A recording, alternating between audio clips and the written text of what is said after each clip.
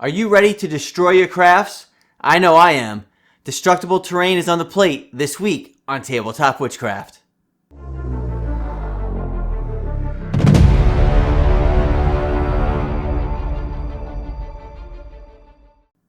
Hey there, and welcome back to Tabletop Witchcraft. This week we're going to destroy our crafts. Alright, maybe we're not going to destroy them, but what we are going to do is grab a craft that we've already created, one that has a top that can come off, something that might have a roof that can come off. For example, maybe my roof from my blacksmith video or the top half of my windmill from my windmill video. In this case, we're going to use the top half of my fort from my fort and barracks video. It's simply held on by magnets, and all you got to do is remove the top section and replace it with this piece right here, and that quickly you can have a piece of destructible terrain. If you want to grab the plans for the fort and barracks video, you'll find a link down below, but you can also win a set. All you got to do is leave a comment in this video and follow me on Instagram, because that's where I'll announce the winner next Friday. Alright, let's go grab a craft to destroy, and let's get crafting. Alright, so those of you that have been following my channel for a while know that I like to burn candles while I'm crafting, and Firelight Fables Candle Company was nice enough to send me some candles, so I'm showing them some love and showing their candle in the video, but it's not sponsored by them. Alright, so for this craft, the first thing we're going to do is grab our fort from our fort and barracks video. We're going to take the tower from that piece, and we're going to smash the top of it by recreating it and then deconstructing it. If you want to grab the plans, you can get them in the description below to help support the channel. This is what they're going to look like. Now we need to recreate only 3 walls, actually 2.5 of these walls, so that we can break apart the back wall and the front wall. And the next thing you're going to do is grab a roller, foam roller, and roll the inside and the outside of this wall, because now you're going to see the inside of it as well. Now I'm not going to show how to reconstruct the entire top portion of this. I'll put a link up above to my fort and barracks video where you can watch the entire video. But this just shows you how you can use the plans to get the exact location of the windows and all the cuts that you're going to need. So when we go to glue these pieces together, I like to dry fit them first, and you can see I'm pinning these together with some toothpicks. I put the toothpicks in, get the hole set up, that way when I have the hot glue on there, I'm not freaking out that I'm not going to put these in the right spot.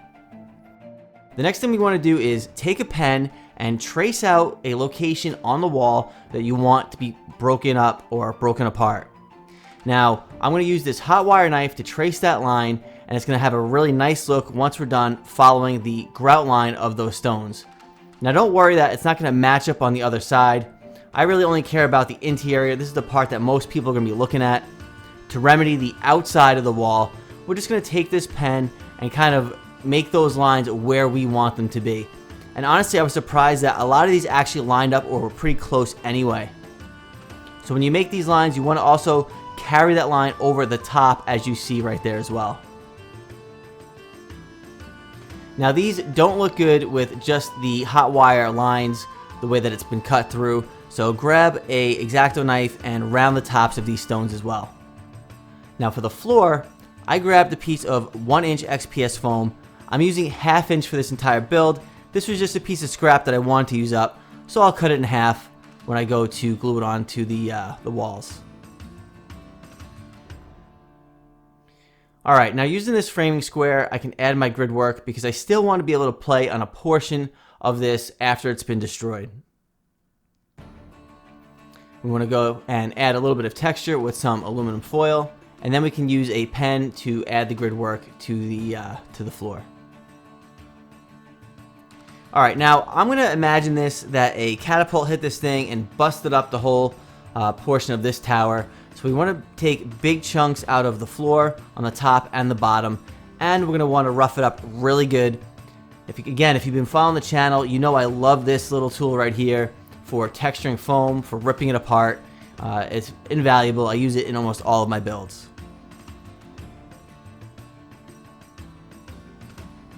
Okay, now time comes to glue the floor onto the top of the walls. Again, you can see how I already have the toothpicks in there, and I've dry fitted this, so once I get the hot glue on, I'm not worried about where this has to go to line up.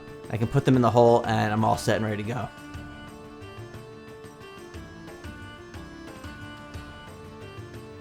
Alright, now for the magnets. You know this video has to have magnets. I want this section to snap on to the existing section of the tower. So I'm adding magnets to 3 corners of it only. Again, because obviously one corner there is no wall. And using the exacto knife, we can use that to manipulate the magnet. Even though it's metal, it's not going to stick to it. It's just a very fine point. And then to secure the magnet in place, add a little hot glue in the side of the glue gun to smear it nice and flat, and that magnet's never going to come out. Now again, I'm not going to show how to make this piece of the tower. This is the top corners, the big block section.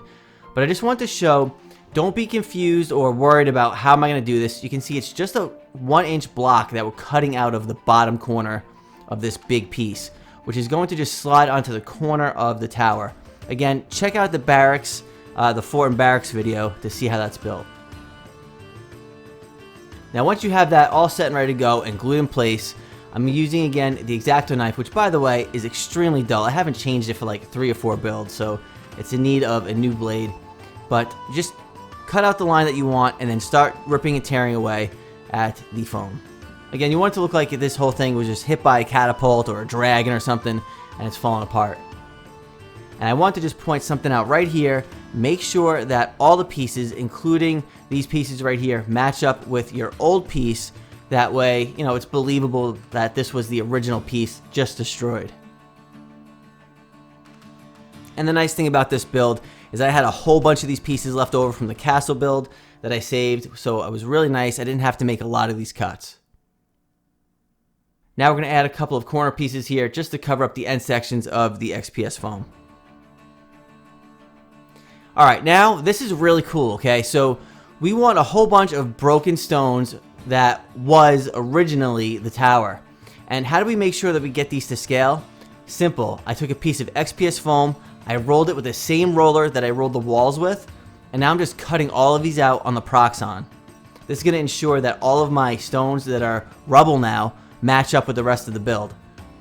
Alright, so now we're going to add some angular sections to these stones. That way they're not flat on the top. The bottom we're not worried about though.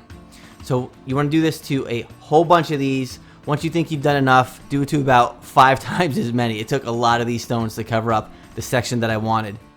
And I just threw them in this little tub with some rocks to add some texture. So very important, okay? We don't want to just have irregular shaped stones. We want to have some stones like this 1-inch square, which would have been a floor tile, to kind of scatter in this rubble as well. I'm going to have one of these big pieces here, and as well as some of these. You just want to have them scattered and have a good assortment. That way it looks like the actual tower is what fell apart and broke. Now we need something to build off of. So I'm using some dollar store foam core. As you can see, that bottom piece, I actually cut it the wrong way. I wanted this thing to be flat and bend, so it was almost like a little bit of an S shape. So what I had to do here was take an exacto knife, or in this case I guess the alpha, and just make some really fine cuts. That way I could have it stand up at the proper angle, the 90 degrees that you'll see here in just a minute.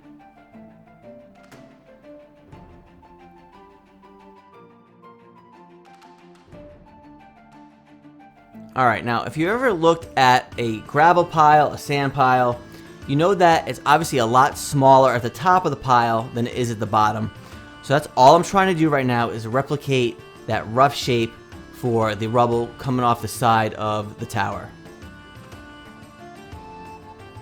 Now I've never used this foam on the channel before. Honestly, I needed a bunch of filler, which is what I'm using it for right now. I would love to actually use it in a craft, and at some point I'm definitely going to do that, but for what, honestly, I really don't know. It makes a big mess, and it's really porous, so you can see like all the little pieces of foam, the little balls, I guess, when you're done. So I don't know, I'll have to think about that one for a little bit. But as you can see, all I'm doing is adding a whole bunch of hot glue to this thing, sticking the foam on there, and we don't want to bring the foam all the way to the edges of the dollar store foam core, because that's where we're going to put all of our little boulders that we made. Alright, now this piece, all it is just adding a little bit more foam to that really thin section of dollar store foam core. Now, once I had that dollar store foam core cut out, I realized I wanted the base to wrap around the tower, so I had to add a few little sections on the right and left of that as well. You can see that there right now. And to shape the rubble pile, I'm just using this hot wire knife, which cut really easy, like even easier than through XPS on that white foam. Now, obviously, we need some magnets. I'm just gonna pop a little hole here, add a magnet into that hole, as well as a magnet on that left piece for the top corner that my index finger on my right hand is now touching. And I'm just gonna carve out a little hole here to start adding these blocks. And finally, we start to get to add some of these stones to the build. Now you can see why it doesn't matter if the bottom of all of these stones are completely flat, because they're going to be up against the filler foam, if that's what you want to call it, and then we're going to go back in afterwards and fill all these little cracks with some PVA glue.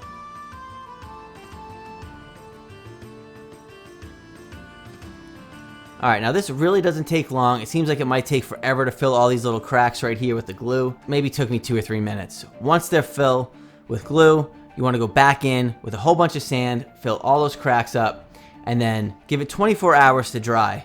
Once it dries, spray the whole thing down with some isopropyl alcohol, and then a 50-50 mix of PVA glue and water will help hold that and lock that in place. Now, something important here, a lot of these little edges are going to build up and take a lot of the Mod Podge, and it's going to like build up, and it's not going to look good. So all I'm doing is brushing off a bunch that I don't need and wiping it on the cardboard. And to fill all the little cracks that I couldn't get to with the Mod Podge, I'm just hitting this up with some straight flat black paint. Now if you want to see the paint job for this, again, check out the tower and barracks video. But all it is some apple barrel pewter gray with some dove gray dry brush, then a black wash, then back to the dry brush of the dove gray. Now finally, we need some really nice color in here, and honestly it doesn't take much. I'm taking a mix of 2 different brown pigments for kind of like a medium brown, and it doesn't matter if it gets all over the stone, but you want to focus on the little gravelly portions of it. Once you have your pigment powder in there, it's such a big area, I'm not using pigment fixer. I'm just going to spray it down with some alcohol and I'm all done.